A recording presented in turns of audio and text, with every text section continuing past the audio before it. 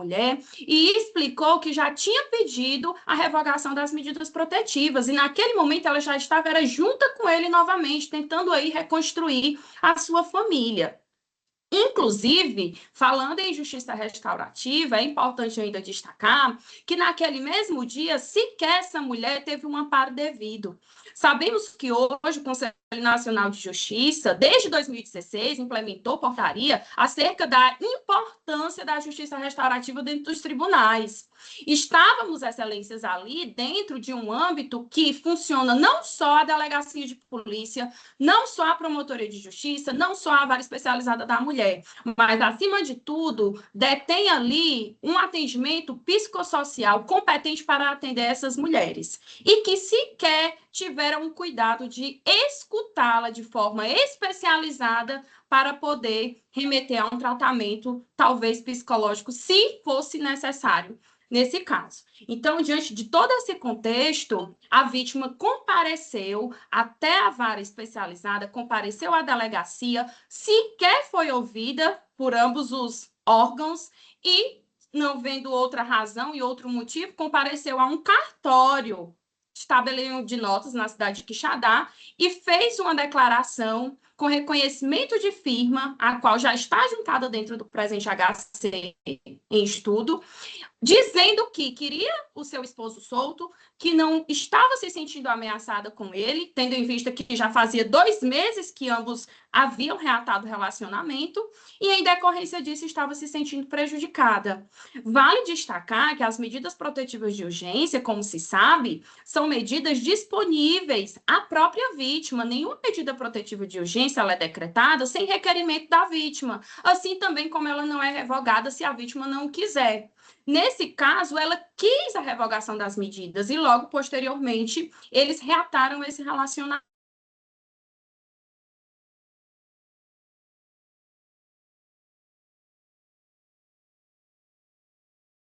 Travou. Dá um pausa aí no. Eu acho que a minha conexão Doutora voltou. Aparecida. Isso, pronto. Pronto, obrigada, Está... excelência. Pode continuar. Obrigada.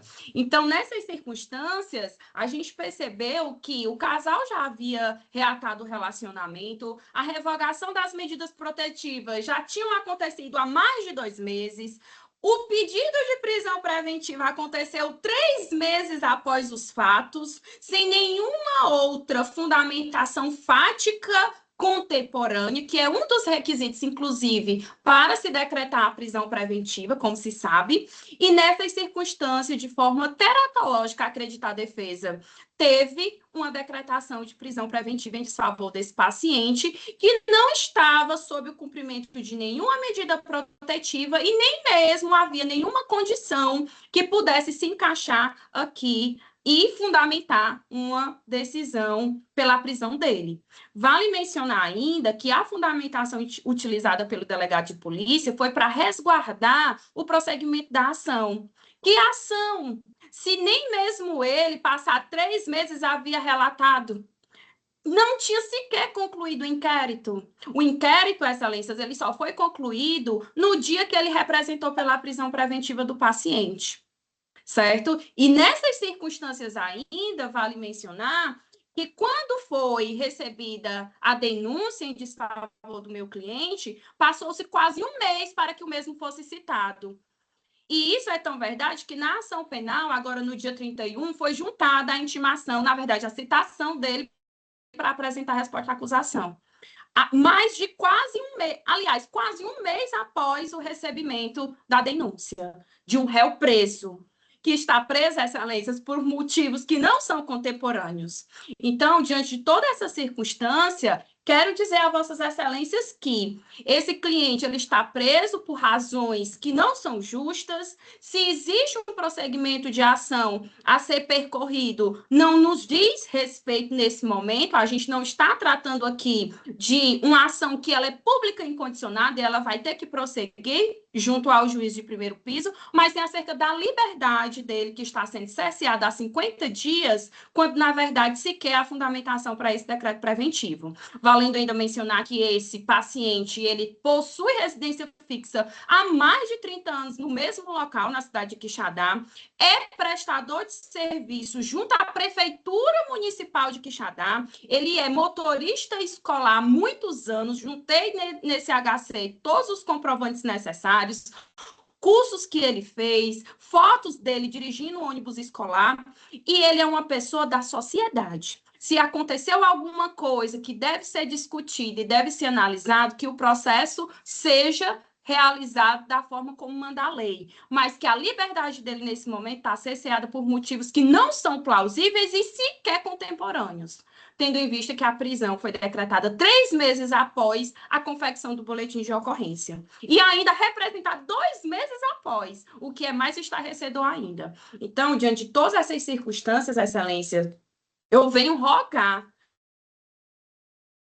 pela da prisão desse meu paciente, desse meu cliente, tendo em vista todas essas circunstâncias e ainda considerando que ele pode sim responder o processo em liberdade, tendo em vista que ele é réu primário, nunca foi preso, nunca foi processado, juntei certidão dentro do processo referente à certidão de antecedentes criminais dele atualizado, ele tem a proposta de emprego que vai voltar a trabalhar, e aqui a gente não está tratando de medidas protetivas de urgências descumpridas, pelo contrário, sequer haviam em vigor e em efetiva realização a sua concretização, mas sim de uma prisão que foi colocada aqui de forma ilegal, de forma desproporcional. Se estivéssemos aqui diante de um descumprimento de medida protetiva, Excelências, eu seria a primeira a dizer, inclusive para ele mesmo, que era o momento dele aguardar o julgamento preso, para ele se conscientizar, mas a gente não está aqui prestes a essa situação. Então, visando, inclusive, também a questão da justiça restaurativa, requer ainda que os delegados de polícia, varas especializadas, elas concretizem o que diz o Conselho Nacional de Justiça no seu decreto desde 2016, com a inclusão dessa família, não nos muros carcerários, porque ele é um trabalhador, possui filho autista e ele é o provedor da casa, mas sim coloca em atendimento psicossocial, porque é isso que essa família precisa. Então, diante de todo esse contexto, Excelência, eu venho requerer a revogação dessa prisão como medida de justiça por todos os fundamentos expostos, bem como eu venho requerer que seja realizada as medidas protetivas também de urgência em favor da vítima, que ela seja levada ao atendimento psicológico adequado, porque na cidade de Quixadá a gente detém, que ela também participe dos encontros de mulheres dentro da Casa da Mulher Cearense, e ainda que o réu seja também colocado dentro de um tratamento psicológico, porque aqui a gente está querendo tratar não somente a pena em si, mas a restauração familiar, bem como dessa família em específico que está sofrendo, né, com a ausência do pai ao lar. Então, diante de todo esse contexto, o próprio Ministério Público possui inúmeros projetos belíssimos dentro das faculdades, inclusive dos centros, né, de realização de tratamentos psicológicos, que poderia, né, desde então, ter encaminhado essa família e houve essa falha. Então, diante de todo esse contexto, Excelências, venho rogar pela revogação da prisão e também da aplicabilidade da norma que é colocada ao nosso dever, que é a realização da justiça. E não só da justiça, mas dela restaurativa. É o que requer a defesa. Obrigada e até mais. Obrigado, doutora Aparecida. Com a palavra a doutora Roberta Coelho para o posicionamento da Procuradoria de Justiça. Obrigada, Excelência. Ementa. Habeas corpus com pedido de liminar, ameaça, violência psicológica e estupro. Artigo 147, parágrafo 1º, 147b e 203 do Código Penal, no contexto de violência doméstica. Prisão preventiva. Pedido de revogação. Alegação de ausência dos requisitos do artigo 312 do Código de Processo Penal. Improcedência. Parecer pelo conhecimento da ordem e no mérito por sua denegação. Grato, doutora Roberta. Conceda a palavra ao eminente relator desembargador Benedito Helder. Pois não, senhor presidente, inicialmente Eu parabenizo a doutora Maria Aparecida pela sua bem articulada, fundamentada e bem lançada sustentação oral, né? Entretanto, eu logo adianto que o meu projeto de emenda, que eu vou submeter à apreciação de Vossas Excelências, está alinhado ao que acabou de manifestar a nobre representante do Ministério Público. Aqui se trata de mais um caso de violência contra a mulher, e eu vou me abster de tecer maiores comentários, apenas eu gostaria de trazer à colação um pequeno trecho do meu voto, né? Aqui é o dia que no inquérito policial número 325.193 de 2025, colhe-se que no dia 8 de setembro de 2025, a vítima, AEDSL, compareceu em sede da Delegacia de Defesa da Mulher, oportunidade em que narrou em boletim de ocorrência que durante os 6 anos em que manteve relacionamento com o paciente, sofreu violências de diversas formas. E aqui o Ministério Público, por ocasião da sua denúncia, ele descreve que na constância do mencionado relacionamento amoroso, o paciente teria injuriado a vítima, chamando-a de diversos nomes, né? Vagabunda, rapariga, não vale nada, não presta para nada. Teria cometido o delito de via de fato, tais como socos, tapas no rosto, puxões de cabelo e esganadura, causando à vítima dano emocional, procurando controlar suas ações, comportamentos e decisões, mediante ameaça, constrangimento, humilhação e ridicularização. Continua o Ministério Público na denúncia, dizendo, entre aspas, que o agente forçava a vítima a manter relações sexuais com ele, mesmo contra a vontade dela, além de ameaçá-la da seguinte maneira, no dia 7 de setembro de 2025, abro aspas, se você não for minha, não será de mais ninguém.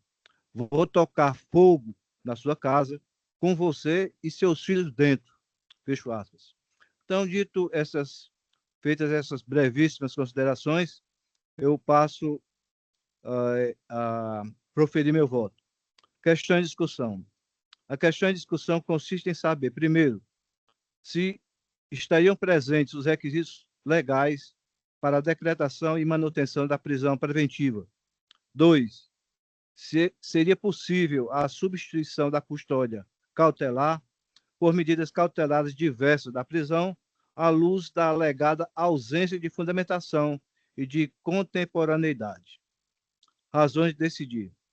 As decisões que decretaram e mantiveram a prisão preventiva encontram-se devidamente fundamentadas em elementos concretos dos autos, evidenciando a existência de indícios suficientes de autoria e prova da materialidade delitiva.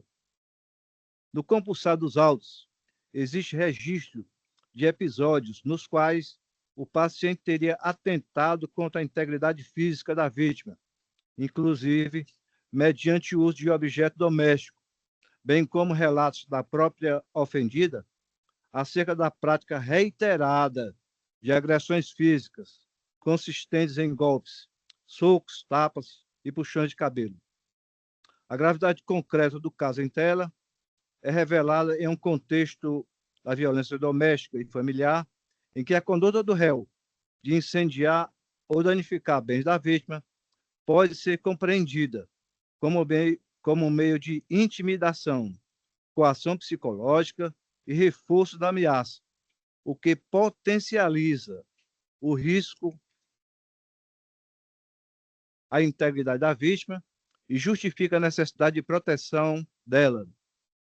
A fundamentação do decreto prisional apoiou-se em elementos concretos extraídos do inquérito policial, depoimentos da vítima e de testemunhas e no modus operandi empregado. A jurisprudência do STJ tem se firmado no entendimento de que, nos casos de violência doméstica, A posterior reconciliação da vítima com o ofensor não tem o poder de isentar o agressor da sanção penal.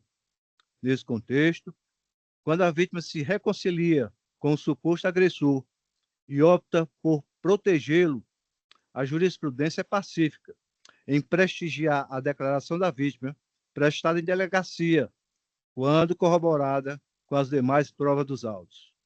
A contemporaneidade da medida cautelar está configurada pela persistência do risco e pela necessidade da medida para a proteção da vítima, ainda que os fatos tenham se iniciado anteriormente, conforme o entendimento consolidado do STJ.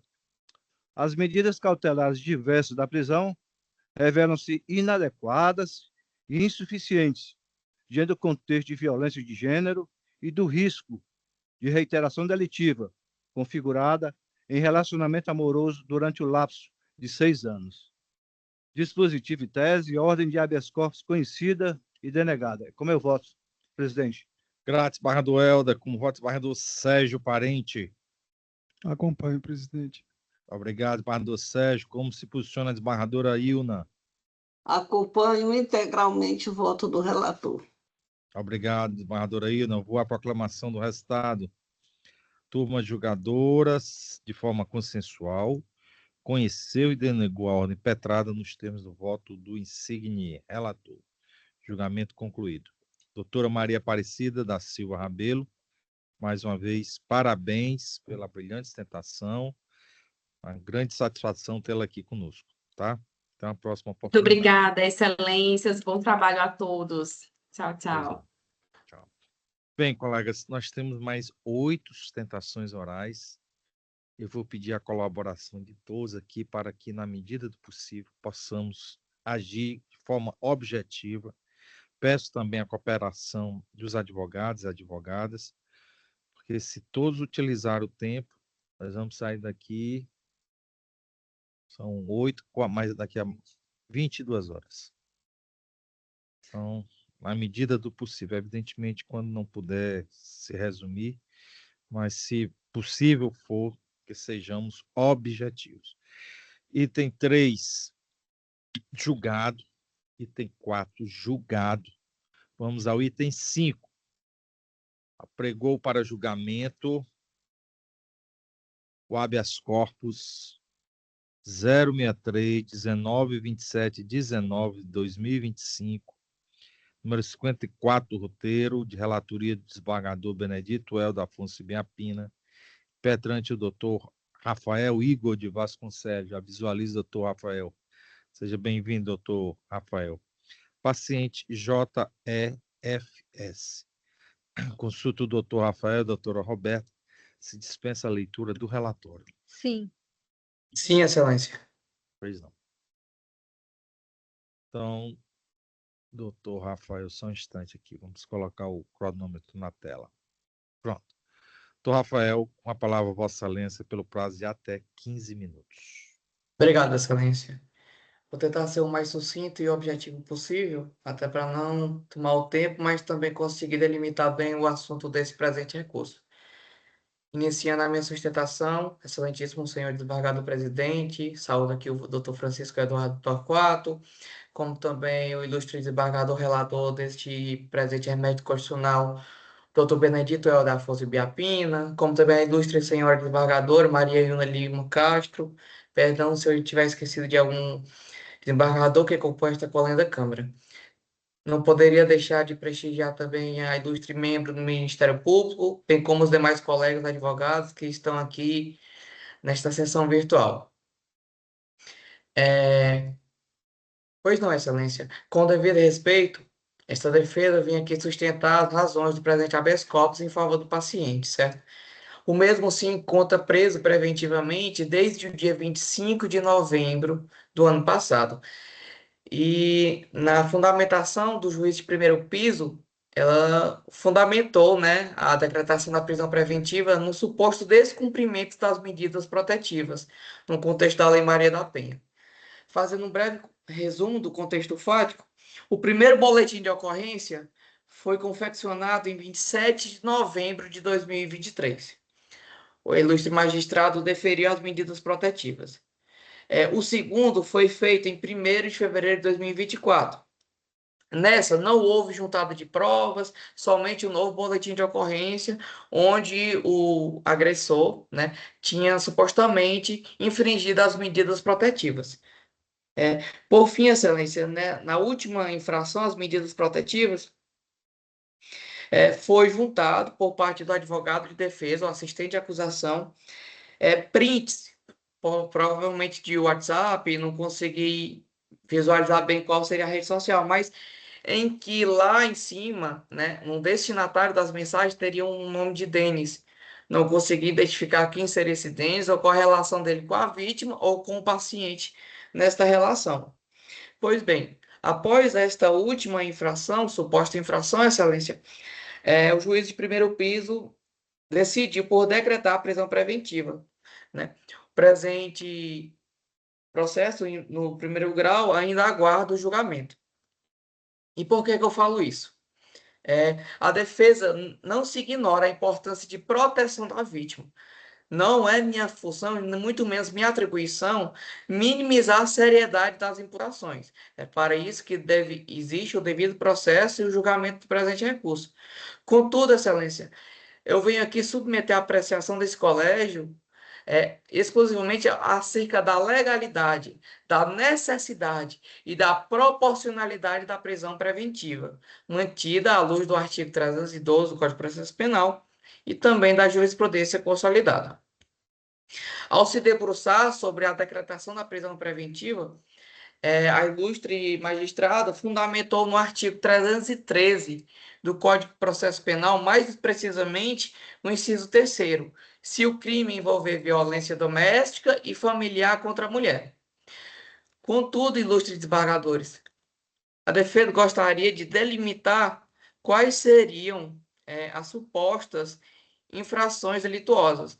Não houve em nenhum momento de 2013 para cá relatos de violência física, notícia de aproximação presencial para a vítima e demonstração de reiteração criminosa concreta.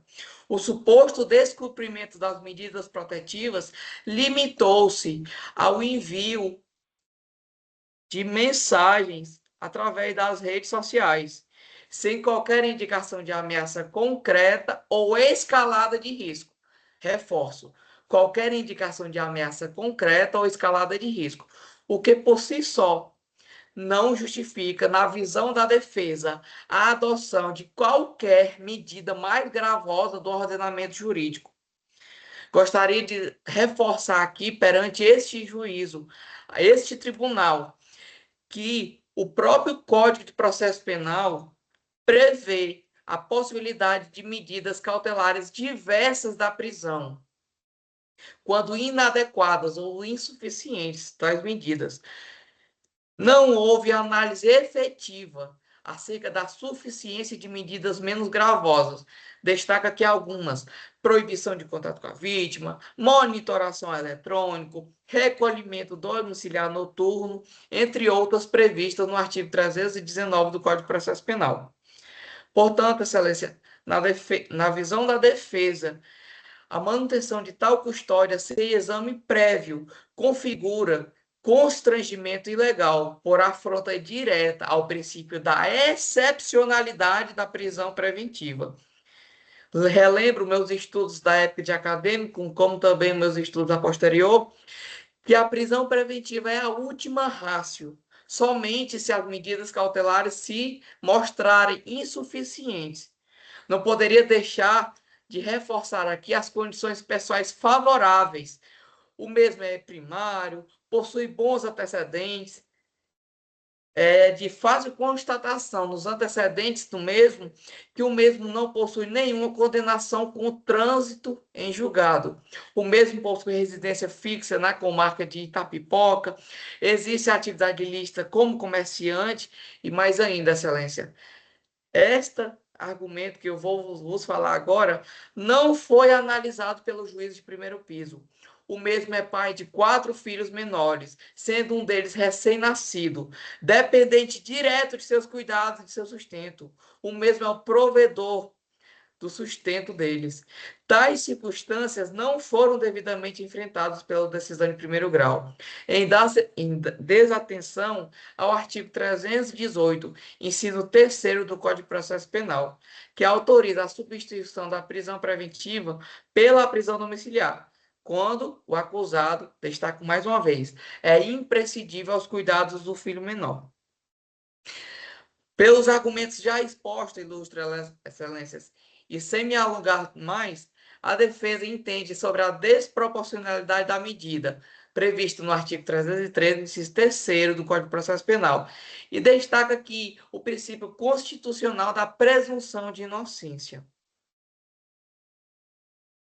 No caso em exame, a decisão limitou-se a invocar o contexto de violência doméstica, sem demonstrar de forma concreta e atual qualquer risco à ordem pública, à instrução criminal ou à aplicação da lei penal.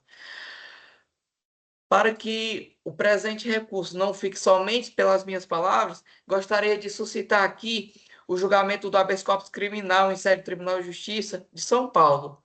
E aqui eu vou ler a ementa. Habeas corpus, prisão preventiva, violência doméstica, descumprimento de medida protetiva, pedido de revogação da prisão preventiva, cabimento.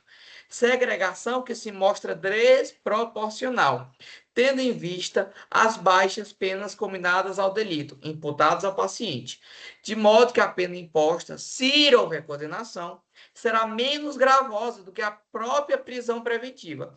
Destaca aqui, excelência, que no julgamento do processo de primeiro piso, a denúncia que foi imputada ao ilustre paciente foi pelos crimes de ameaça e perseguição. Tais crimes, em eventual condenação, será cumprida provavelmente, né, não tem como eu vislumbrar aqui, mas em um regime semiaberto, na pior das hipóteses. Então, existe, assim, a possibilidade de aplicação de medidas cautelares diversas à prisão. Ordem concedida para revogar a prisão preventiva com aplicação de medidas cautelares. Com base nesses argumentos e na jurisprudência aqui suscitada, ilustres excelências, a defesa gostaria de solicitar, de rogar desta colenda Câmara a concessão da ordem de habeas corpus para revogar a prisão preventiva, como também em sede subsidiária a substituição da custódia por medidas cautelares diversas da prisão. Estes são os termos, pede e espera deferimento. A defesa abre mão do restante do tempo. Obrigado, doutor Rafael.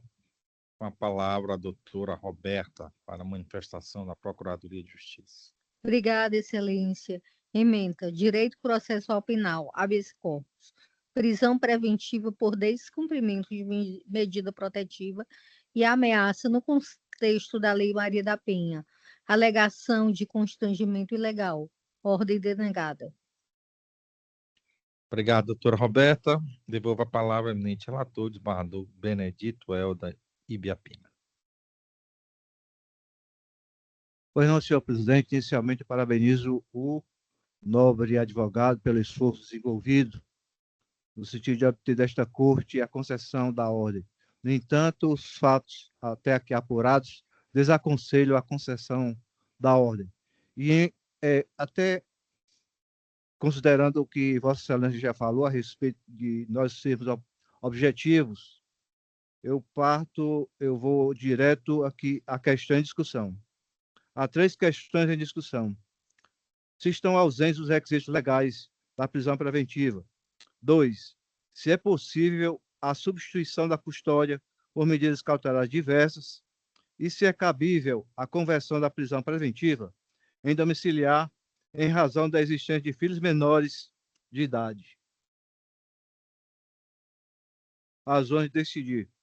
A decisão que decretou a prisão preventiva encontra-se devidamente fundamentada em elementos concretos, com demonstração do fumus commis delicti e do periculum libertatis, nos termos dos artigos 312 e 313, inciso 3 do Código de Processo Penal. O reiterado descumprimento de medidas protetivas evidencia a insuficiência de providências cautelares menos gravosas e justifica a custódia para a garantia da ordem pública e proteção da integridade física e psicológica da vítima. A palavra da vítima, corroborada por outros elementos informativos, possui especial relevância nos crimes praticados no contexto de violência doméstica. Condições pessoais favoráveis não afastam a prisão preventiva, quando presentes fundamentos concretos e risco de reiteração delitiva. O pedido de prisão domiciliar não foi submetido ao juiz de origem, configurando, portanto, supressão de instância. A prisão domiciliar exige comprovação de imprescindibilidade aos cuidados dos filhos menores, ônus não satisfeito no caso concreto. Dispositivo e tese, habeas corpus parcialmente conhecido e, na extensão cognoscível, denegado. É como voto, senhor presidente. Obrigado, desembargador Helder. Com votos, desembargador Sérgio Parente. Acompanho, presidente. Grato. Com voto, a desembargadora Ilna. Acompanho o relator integralmente. Grato, desembargadora Ilna. Vou à proclamação do resultado. Turma julgadora, sem divergência de votos, conheceu e denegou a ordem impetrada nos termos do voto eminente relator. Julgamento concluído. Um abraço, doutor Rafael Igor. Até a próxima oportunidade. Até mais, dois colegas, bom trabalho e uma boa semana para vocês. Obrigado. Item 6 julgado, item 7 julgado, item 8 julgado, item 9 julgado, 10 igualmente. Vamos ao item 11.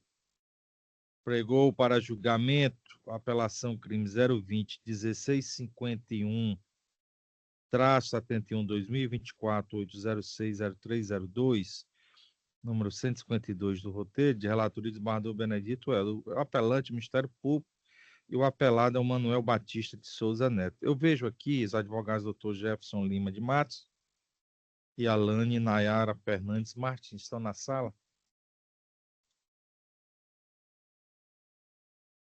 Doutor Jefferson, quem pediu a sustentação oral foi o Ministério Público. Mas estou vendo aqui. Foi apelado? Doutor Jefferson Lima de Matos e Alane Nayara Fernandes Martins se encontram na sala? Diante da ausência dos eminentes advogados que postularam a sustentação oral, declaro prejudicado o ato. Por essa razão, vou à proclamação do resultado. Turma julgadora, por unanimidade de votos, conheceu do recurso para negar-lhe provimento nos termos do voto do eminente relator. Julgamento concluído. Foi. Teve desistência. Vamos ao item 12. Pregou para julgamento apelação crime 020 2814-45 2022 8060112, número 106, na pauta 3, de relatoria da desembargadora Maria Ilna Lima de Castro, assistente de apelação apelante GLSF, advogado doutora Maria Natália Alves Barbosa. Se encontra na sala, doutora Maria Natália Alves Barbosa? Sim.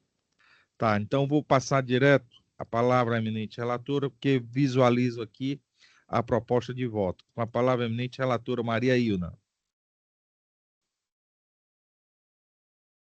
Presidente, indago ao assistente de acusação se ainda pretende realizar a sustentação oral, considerando que o recurso foi conhecido e provido.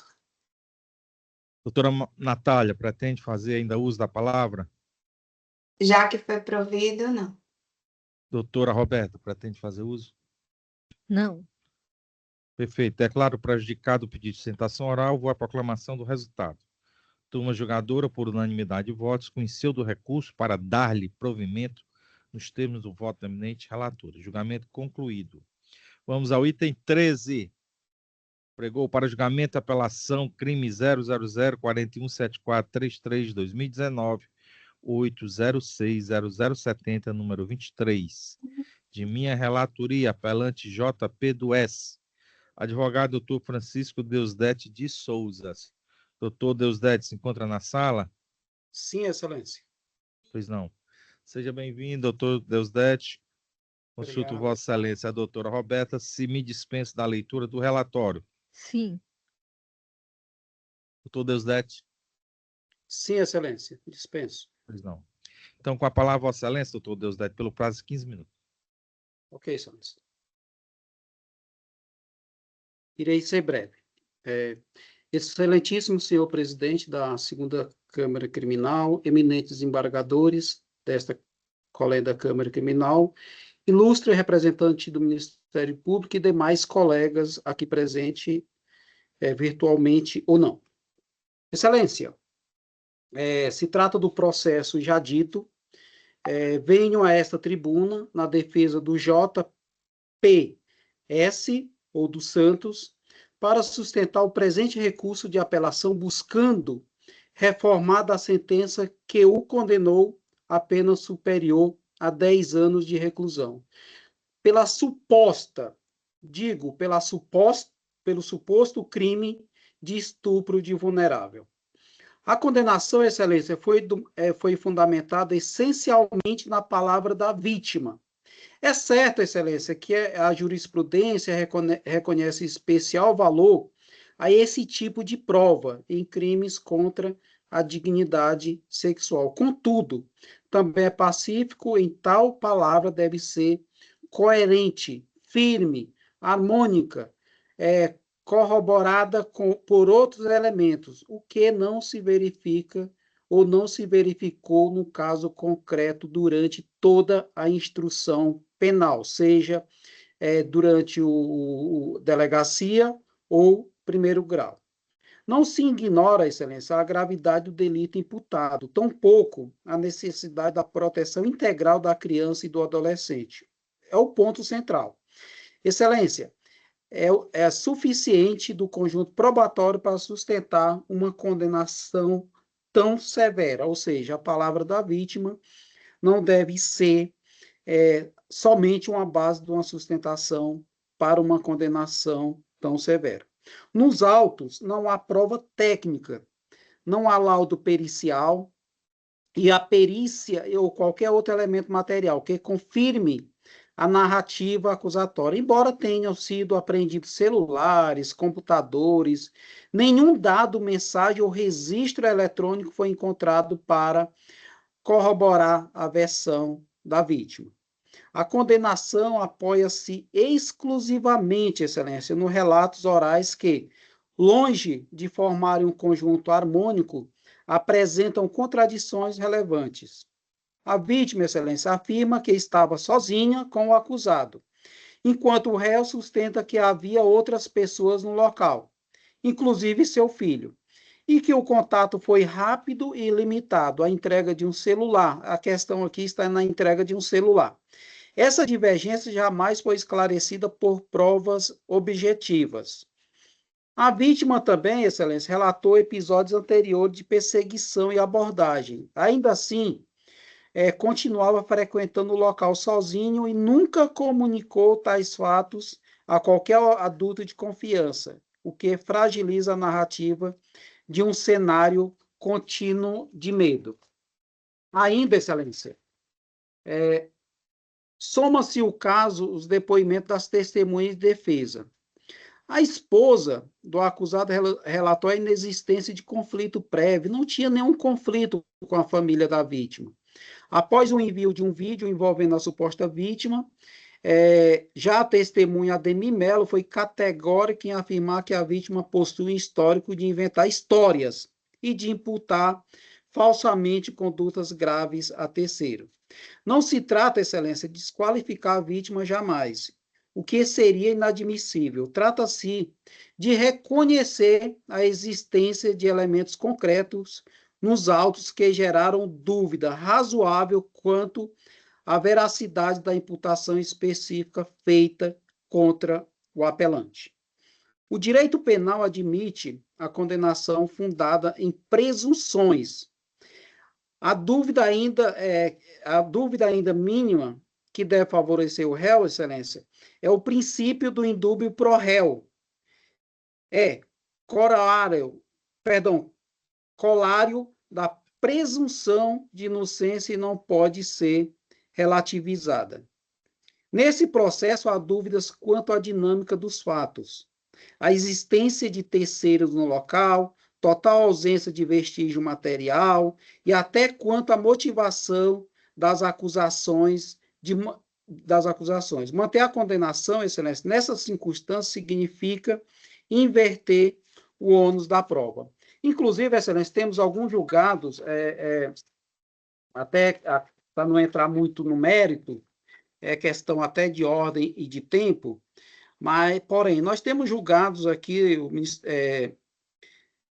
temos apelações, o exemplo é a Câmara Criminal de Goiânia,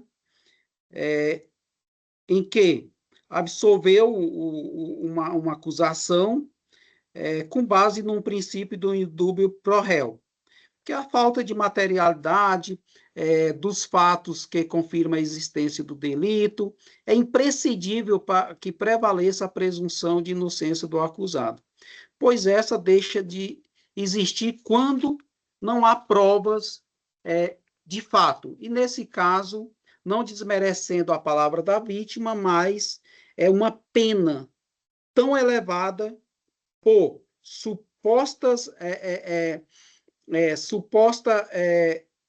vamos dizer assim, que o acusado tenha praticado contra a vítima, me parece não ser razoável. Mesmo porque ele foi condenado a mais de 10 anos, é uma pena desproporcional, somente através da palavra da suposta vítima.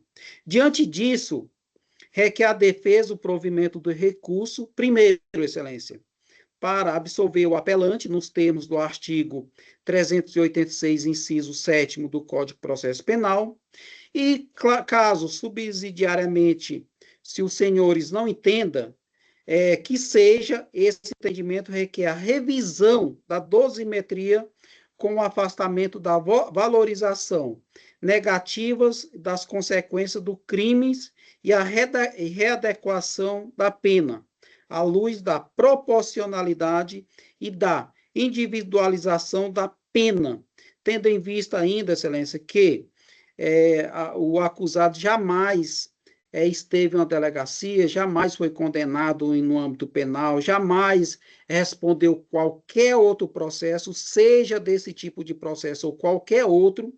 Trata-se de um senhor, pai de família, tem filhos, tem netos, devido isso,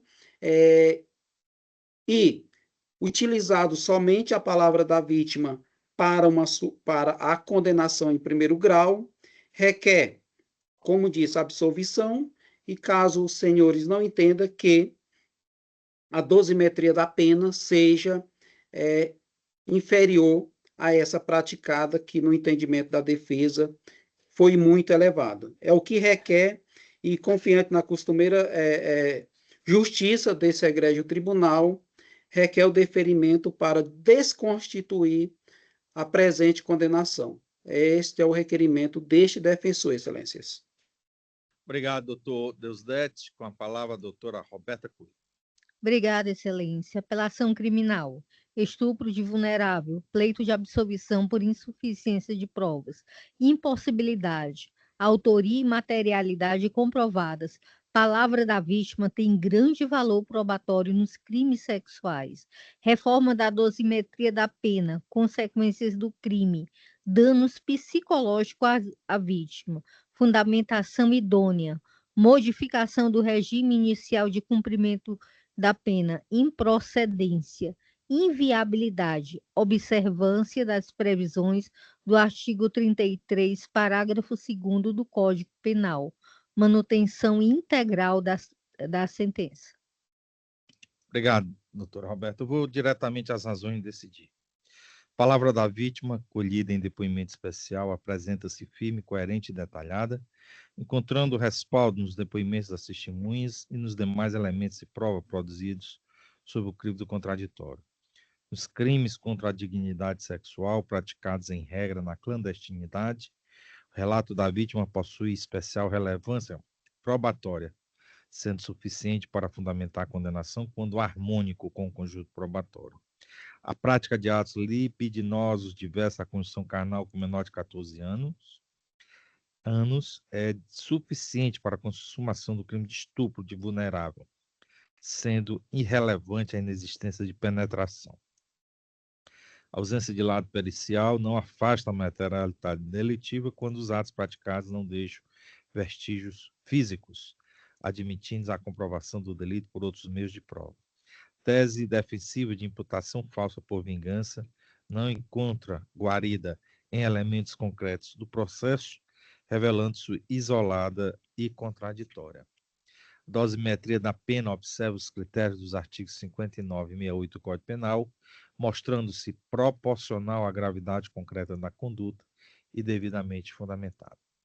Recurso conhecido e desprovido. É a proposta de voto. Como voto desembargador Benedito Helder. Pois não, senhor presidente, eu confirmo o voto provisório já lançado no sistema para o fim de acompanhar Vossa Excelência. Grato. O voto desembargador Sérgio. Também acompanho, presidente. Obrigado. Por a proclamação do resultado, turma julgadora, por unanimidade de votos, conheceu do recurso para negar-lhe provimento dos termos do voto do eminente relator. Julgamento exaurido. Doutor Deusdete, parabéns pela sustentação oral e até uma próxima oportunidade. Obrigado, doutores. Até a próxima. Até a próxima. Item 14, julgado. Vamos ao item 15. Pegou para julgamento relação crime 02-54338-2025-806-0151, número 109. A pauta 3, relatoria da desembargadora Maria Ilna Lima de Castro, apelante Ministério Público, apelado LV da S, advogado Dr. Alex Moura Marques. Já visualizo, doutor Alex Moura. Passo diretamente a palavra à eminente relatora diante da proposta de julgamento. Com a palavra, a desembargadora Ilna. Obrigado, presidente. Boa tarde a todos. Indago a defesa e o Ministério Público se ainda desejam realizar a sustentação oral, tendo em vista que o recurso ministerial foi desprovido, mantendo a absolvição do réu. Não. Doutor Alex, deseja ainda fazer uso da palavra? Excelência, cortou. A doutora pode repetir, por favor? A eminente relatora conhece do recurso para negar-lhe provimento, mantendo a sentença absolutória. Ok, a defesa, no caso, ela não precisa mais fazer sustentação oral. Obrigado a todos os desembargadores. Vou à proclamação do resultado. Turma julgadora, sem divergência de votos, conheceu do recurso para negar-lhe provimento nos termos do voto eminente relator. Julgamento concluído. Doutor Alex, até uma próxima oportunidade. Obrigado. Vamos ao item 16. Pregou para julgamento recurso a sentido estrito 02-877-50-2024-806-0299. Item 92, na pauta 3. Relatoria desembargadora Maria Ilna Lima de Castro, recorrente Vitor Araújo Soares, advogada doutora Patrícia Daiane Soares Machado. Já visualiza a doutora Patrícia aqui. Seja bem-vinda, doutora Patrícia. Consulto Vossa Excelência e a doutora Roberta se dispensa a leitura do relatório. Sim. Doutora Patrícia, dispensa Sim. a leitura do relatório? Sim. Tá. Então, doutora Patrícia, Vossa Excelência tem a palavra pelo prazo de 15 minutos. Obrigada. Gostaria de saudar os nobres desembargadores, aos servidores, a pessoa do Ministério Público e os nobres advogados que se ainda encontram aqui presentes nessa sessão. A defesa vai ser clara e objetiva, né? Aqui se trata de um recurso em sentido estrito. Excelência, se trata-se de um crime de tentativa de feminicídio ocorrido na cidade de Crateús, Ceará, em 13 de outubro de 2023. Conforme a folha do inquérito, né, as folhas 15, eu gostaria que Vossa Excelência me acompanhasse, eu gostaria de ler alguns depoimentos que são essenciais para chegarmos a determinadas conclusões. A vítima relata que namorou Vitor Soares, que é o acusado desse processo, né? E namorou por cerca de 1 ano e estava separada há cerca de 2 anos. E, posteriormente, a vítima iniciou um novo relacionamento com a pessoa identificada como Luiz Felipe e passou a morar em outro bairro. E o amigo de Vitor Soares, que é o acusado desse processo, também chamado Vitor, perguntou se ela ainda estava morando em outro bairro, pois caso estivesse, esta saberia o que poderia acontecer. Ela afirma no depoimento que esse Vitor, que é amigo desse Vitor que está sendo acusado desse processo, é faccionado no Comando Vermelho, e ela estava morando em uma área dominada pelo Comando Vermelho, ou seja, ou pelo PCC, né? Ainda afirma a vítima que estava com seu bebê de 2 meses na casa do Luiz Felipe, que é o atual esposo, quando foi surpreendida com a chegada de Vitor, que é o Vitor desse processo, conhecido como Vitim, ou V2, e Océlio, vulgo Capetinha, e que havia um terceiro homem chamado Vitor, conhecido como VT, e que esse Vitor VT, vulgo VT, ficou do lado de fora da residência. A vítima ainda afirma que depois desse fato recebeu uma mensagem, depois do ocorrido, depois da empreitada criminosa, recebeu uma mensagem por perfil fake e logo após uma mensagem de Océlio afirmando que dessa vez não deu certo, mas na próxima daria certo. A defesa também analisou um relatório de investigação preliminar, as folhas 28 do inquérito policial. Gostaria que Vossa Excelência me acompanhasse. Ao final do relatório, os policiais descrevem que foi até o hospital e a vítima informou que os atiradores estavam encapuzados e conseguiu reconhecer a voz de um dos atiradores, conhecido como VT Obdeu, qualificado como Pedro Vitor de Oliveira. Ou seja, Excelência, a vítima de início não trouxe ao inquérito policial mensagem, áudio ou prova de que o Vitor Araújo, que é o Vitor que está sendo acusado nesse processo, teria lhe ameaçado. Ela relata que quem mandou as ameaças foi o Vitor, conhecido como VT, e o Océlio. Eu peço perdão às Vossas Excelências, que é um caso realmente bem relevante, mas, diante da análise da defesa, a defesa chegou à conclusão de que esse crime ele não se trata de um crime de feminicídio, mas sim de um atentado em razão de disputa entre facções. Vejamos o primeiro ponto.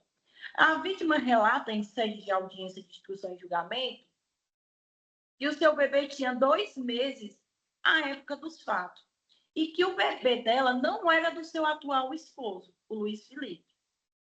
Ou seja, não era do atual esposo e também não era do Vitor. Uma gestação leva em torno de 9 meses. 9 meses mais 2 meses, 1 ano e 1 mês.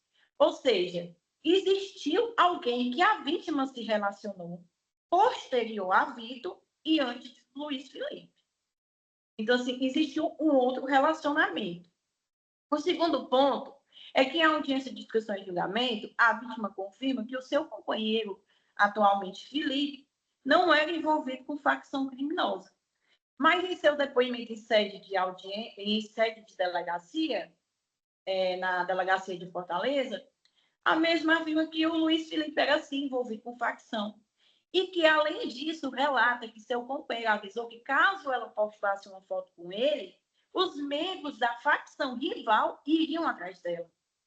Às folhas 33, a vítima relata que postou a foto, sim, e foi ameaçada por WhatsApp pelo VT, que é o Vitor, que ela disse que ficou do lado de fora, e por Océlio. Ou seja, não chegou mensagem do Vitor Vitim para a mesma após a publicação da foto.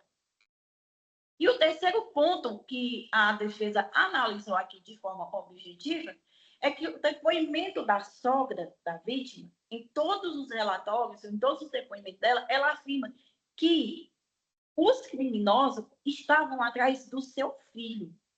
E acabou acontecendo, mas a pessoa, o alvo, não era ela, era os filhos. E aí era seu filho. Então a defesa chega a acreditar, chega à conclusão de que realmente os criminosos foram atrás do filho, né, da sogra dela, enfim, do atual esposo, e aí reconheceu ela porque ela postou a foto com ele no momento da empreitada. Outro ponto que chama a atenção da vítima, que chama a atenção da defesa, peço até perdão pelo... Eu já, enfim, já aguardando esse julgamento há horas, mas outro ponto que chama a atenção da defesa é que a vítima diz que entrou 2 homens encapuzados e conheceu Océlio e Vitor, né? E que caiu na cama após a empreitada e fingiu-se de morta. E o que chamou a atenção da defesa é como ela conseguiu ver o terceiro Vitor que estava do lado de fora, se ela não teve reação de se levantar da cama, nem antes e nem depois do ocorrido.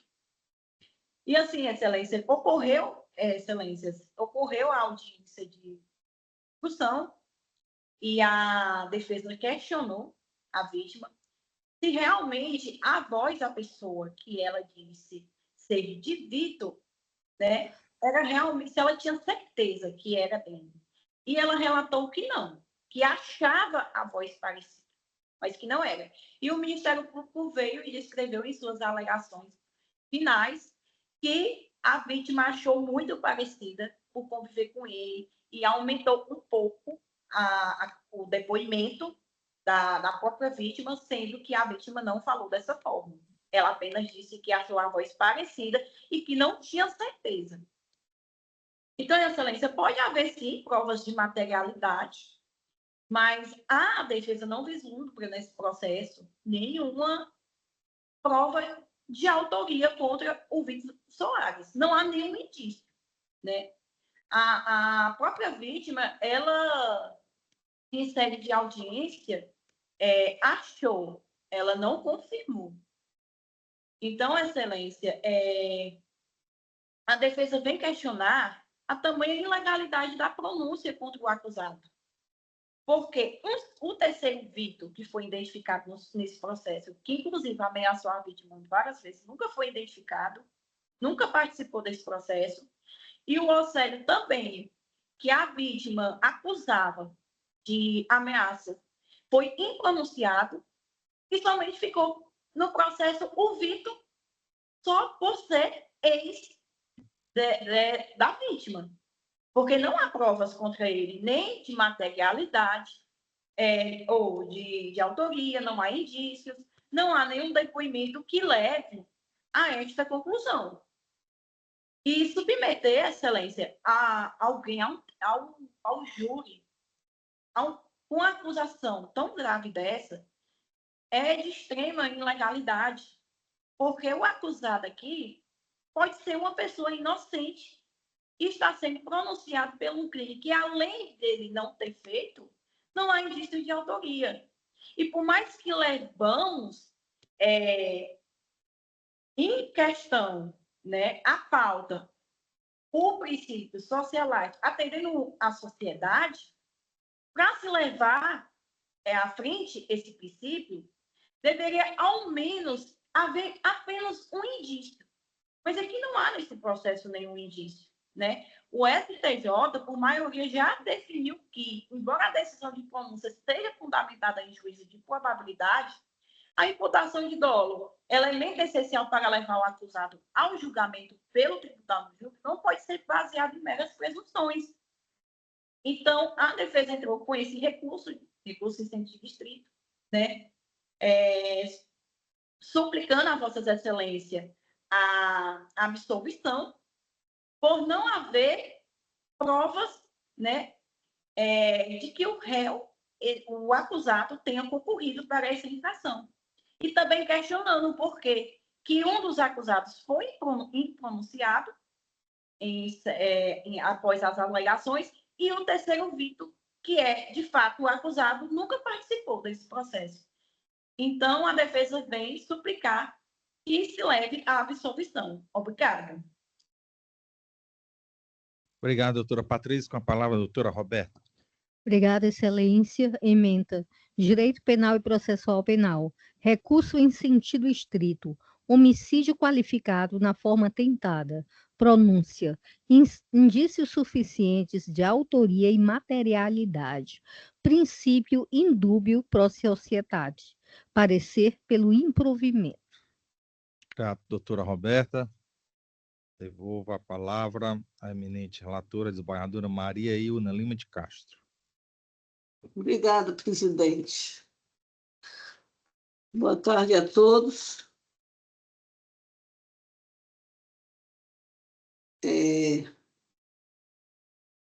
A acusação atribui ao recorrente a tentativa de feminicídio mediante disparos de arma de fogo contra a vítima, no interior de residência, ocasionando leves lesões graves.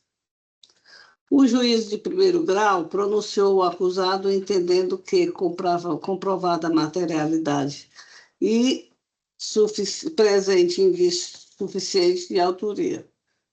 A questão em discussão consiste em saber se estão presentes a prova da materialidade e indício suficiente de autoria, aptos a justificar a manutenção da sentença de pronúncia, ou se é caso de absolvição. A sentença de pronúncia encerra o juízo de admissibilidade da acusação, exigindo apenas prova da materialidade e indício suficiente de autoria, nos termos do artigo 413 do Código de Processo Penal. A materialidade delitiva restou demonstrada por auto pericial e demais elementos probatórios constantes dos autos. Os depoimentos colhidos, especialmente da vítima, indicam de forma suficiente a autoria atribuída ao recorrente. Eventuais dúvidas quanto à autoria da circunstância do delito devendo ser dirimidas pelo tribunal do júri, aplicando-se o princípio indúbio pro sociedade. Recurso conhecido e desprovido. É como voto, presidente. Grátis, pagadora Ilna, eu acompanho na íntegra o bem lançado voto de Vossa Excelência e consulto como voto do desembargador Benedito Helder. Pois não, senhor presidente, também acompanho o voto da eminente relatora. Grato. Com a proclamação do resultado, turma julgadora, de forma consensual, conheceu do recurso para negar-lhe provimento nos termos do voto da insígne relatora. Julgamento concluído. Doutora Patrícia Daiane, até uma próxima oportunidade. Parabéns pela sustentação oral. Obrigada. Item 17, julgado. Vamos ao item 18. Pregou para julgamento apelação crime 020-47-93-89-2024-806-0300, número 143, na pauta 3. Relatoria do desembargador Benedito Helder Afonso Ibiapina. Apelante Breno Rodrigues Cardoso, advogado doutor Renan Bezerra Conde. Doutor Renan, se encontra na sala?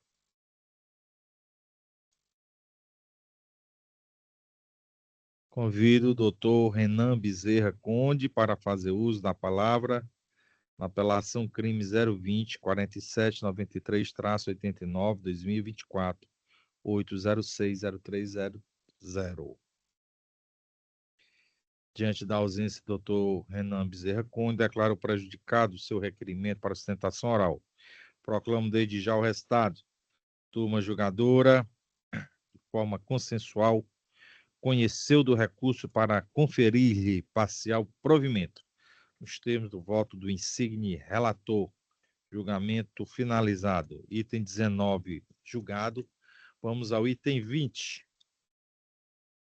Chama a julgamento a apelação crime 020-49-89-2024-8060293, número 13 da pauta 3, de minha relatoria.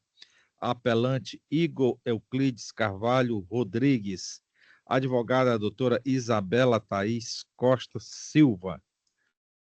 Boa noite, doutora Isabela Thaís. Boa noite, excelências. Pois não. Doutora Thaís, veja bem, a proposta de voto vem pelo parcial provimento para redimensionar a pena privativa de liberdade para 5 anos, 6 meses de reclusão, acrescido pagamento de 623 dias. Regime semiaberto está mantido. Vossa Excelência tem interesse ainda na sustentação oral? Não, excelência.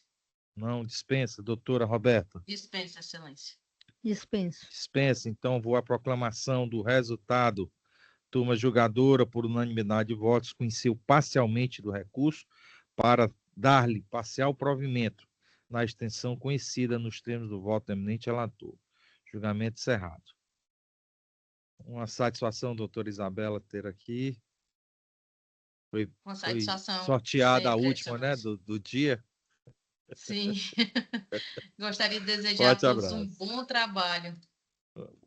Vossa Excelência também. O item 21 foi Boa julgado, noite. então, com esse julgamento, vencemos a pauta, conseguimos apreciar 196 processos, o recorde da Câmara neste ano, né? Parabenizar todas as relatorias, assessorias, bem como a secretaria, pelo brilhante resultado. Algum registro a ser feito? Doutora Roberta? Embargador, eu quero aqui apresentar um voto de pesar pelo falecimento do eminente advogado e professor universitário, doutor José Cordeiro Damasceno. Doutor José Cordeiro foi uma pessoa que teve uma atuação muito brilhante na região norte do estado. Foi professor universitário, uma pessoa muito íntegra. E ontem a comunidade jurídica foi surpreendida com seu falecimento. Então, em respeito à sua trajetória profissional e pessoal, eu proponho aqui um voto de pesar à família enlutada. Todos de acordo? Pois não. Então, de acordo, embargadora Ilna? De acordo. Pronto. Então, nada mais havendo a tratar, declaro encerrada a presente sessão, mais precisamente 19h16. Ótimo final de dia para todos. Boa noite.